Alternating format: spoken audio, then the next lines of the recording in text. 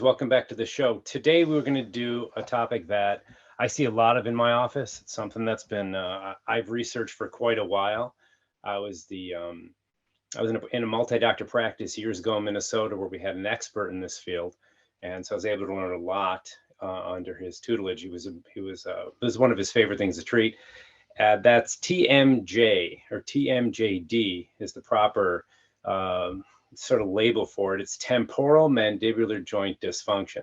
Now, a lot of people know that means jaw pain. The old term people would use for an acute, really nasty episode of TMJD would be lockjaw. Someone's jaw just locks up and there's all kinds of pain and stiffness. Person can barely open their jaw more than a half inch.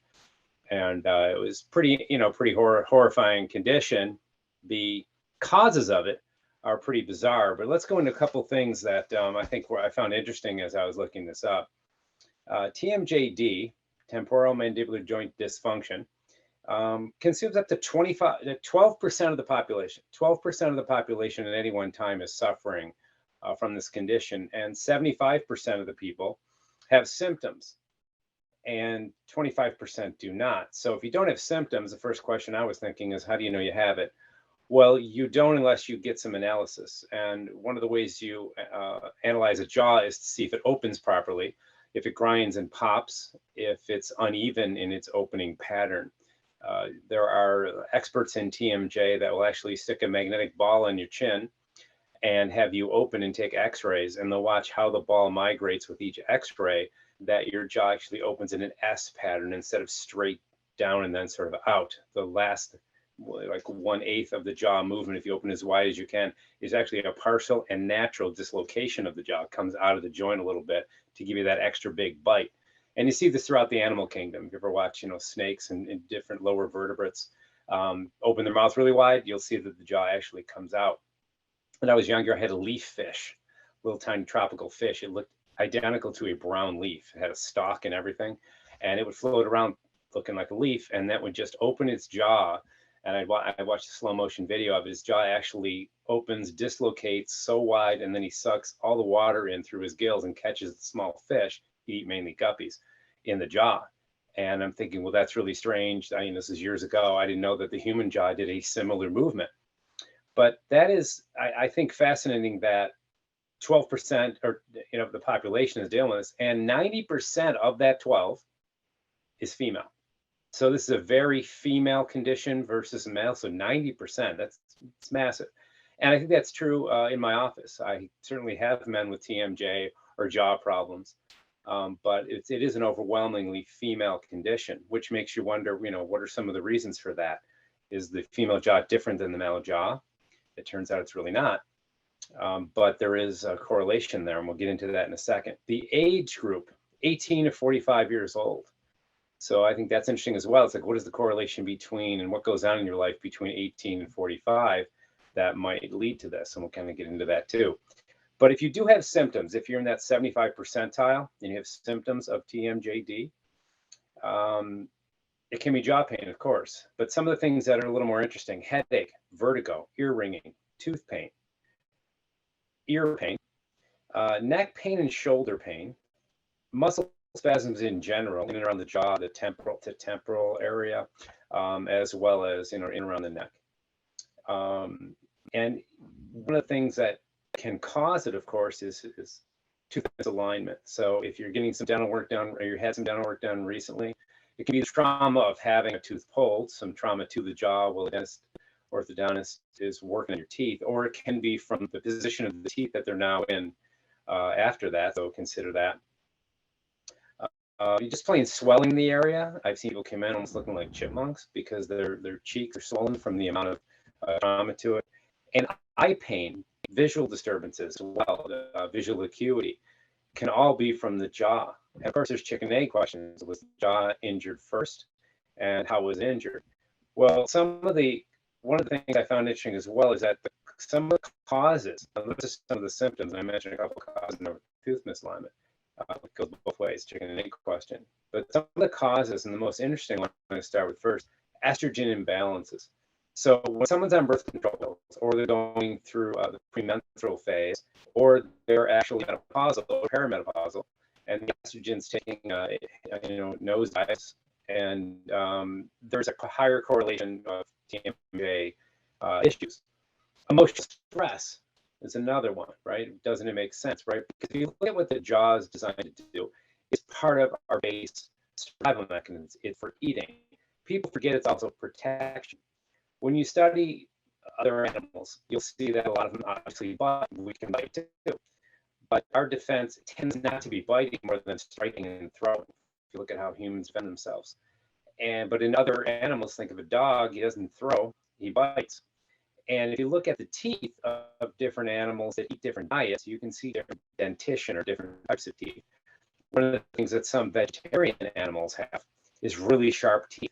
And they look really dangerous. They look like they bite through flesh. They would be meaty teeth.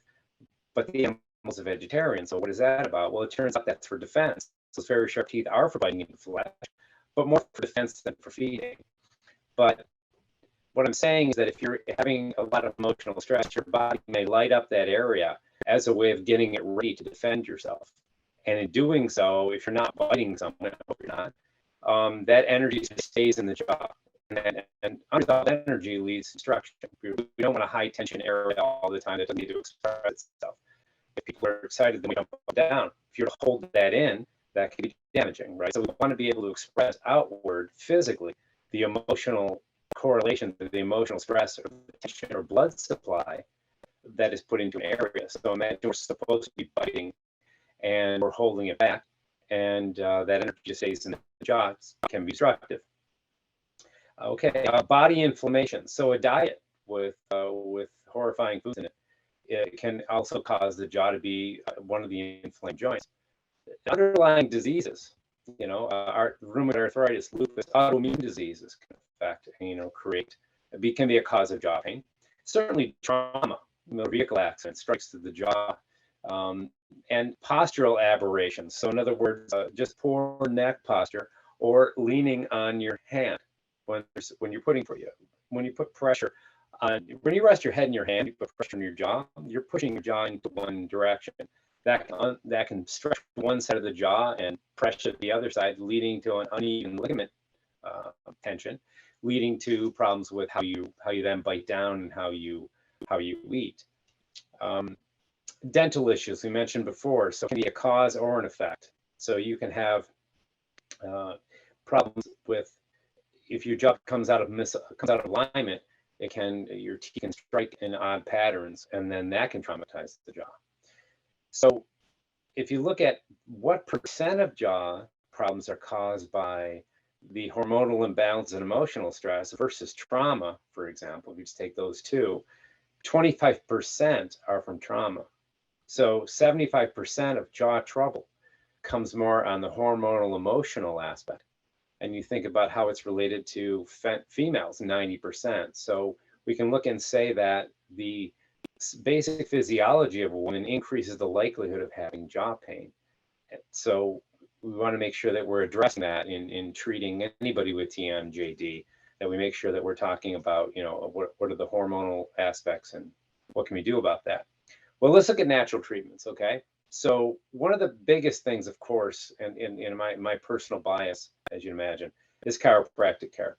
I use an activator. It's a handheld spring-loaded adjusting tool. You can look it up online if you're not familiar with it. If you are and you've been in my office, I've probably used it only once or twice. I like the activator for the jaw. It gives a small little impulse, and I put it right on the side of the jaw where the misalignment is, and we give it a little firing, a little stimulation, and that can help misalign. I also use pretty deep pressure over the masseter muscle.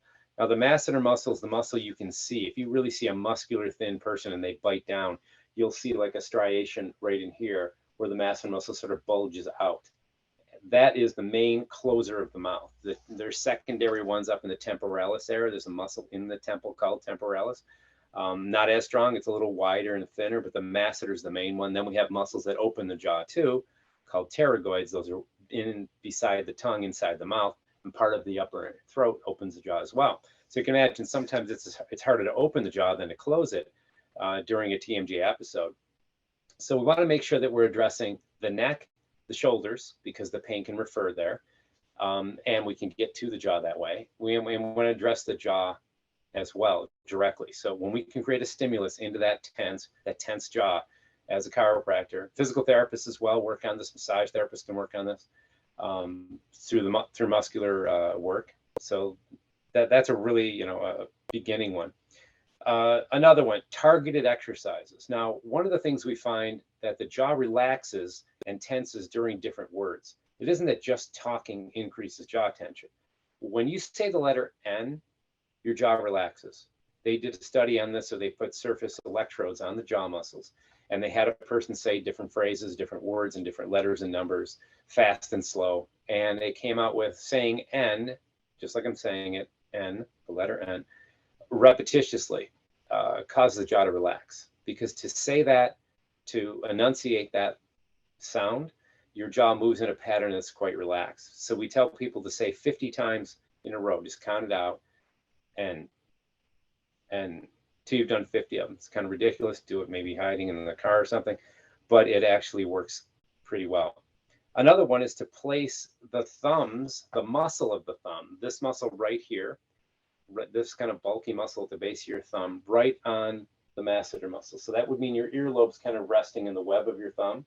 And if you put it on both sides and squeeze, open and close your jaw, you'll feel kind of a sense of relief because that pad is not too sharp. It's not going to be painful, and you can do little circles as you open and close your jaw.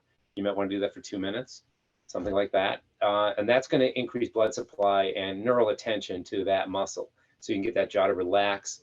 When you move blood through something, it heals, it relaxes. That's why we like massage and stretching and yoga and breathing. It's all kind of the same thing. Deep breathing as you open and close your mouth. That's another one. So as you breathe in, you open.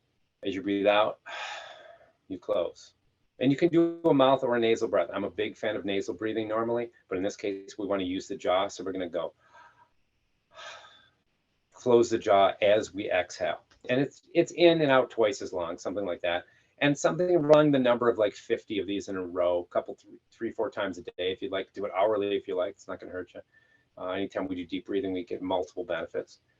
Like I say, normally through the nose. This one we're going to do through the mouth because we want to use the mouth and have that breath be part of it. So that's targeted exercises. Now, general exercises as well. They found people that exercised had less jaw problems. People that didn't exercise had more jaw problems. And it means general stuff, riding a bike, running, swimming, lifting weights. All that brings the general tension of your body and your whole life down. Burns a lot of calories, gets the body's physiology pushed. I can go on forever on exercise. I'm a big fan. So do that. Make sure you're exercising in general and realize it will get to your jaw.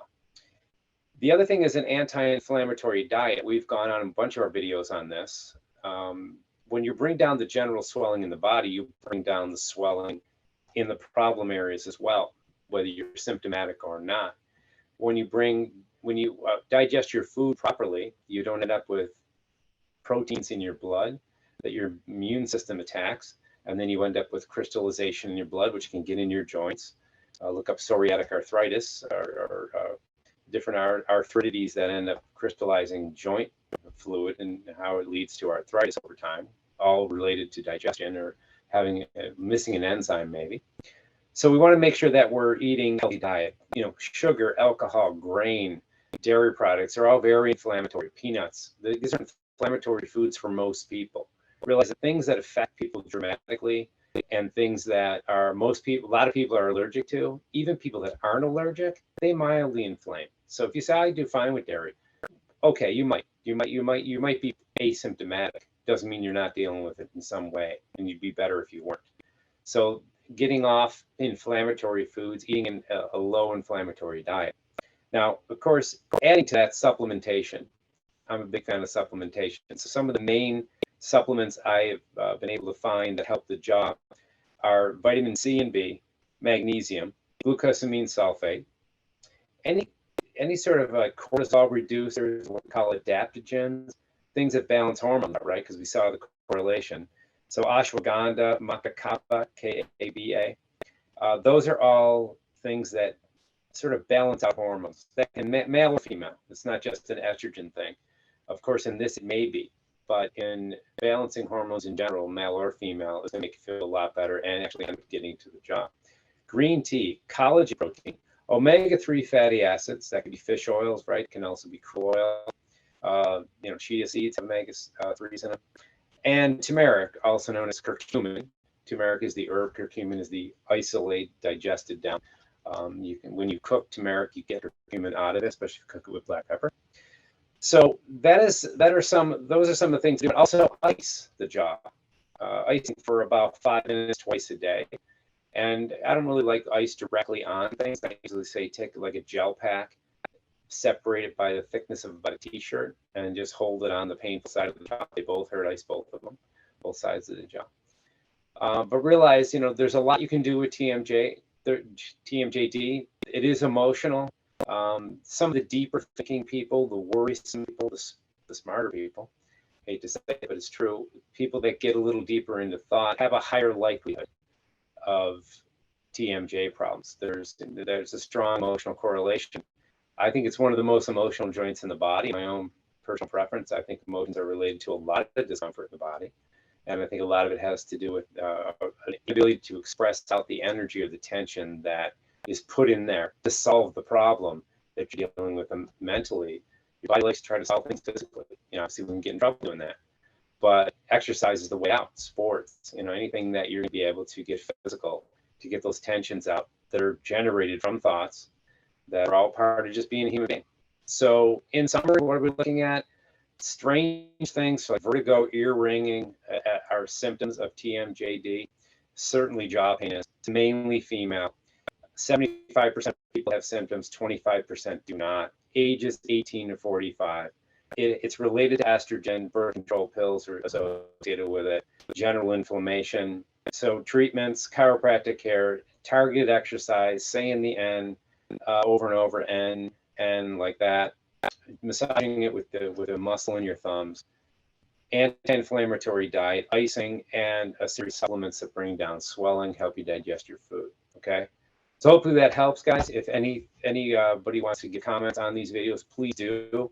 I'd like to know what your thoughts are, and if you know anybody suffering from this, send them this video, share this video with them, get them started on a path to getting rid of this kind of thing, because it can be really, really limiting in your life, and it can lead to permanent damage. If you leave these jaw joints alone and you don't treat them and get the inflammation down over time, they become very arthritic, and then it ends up being a surgical case and a long involved problem. Okay, thanks guys, take care.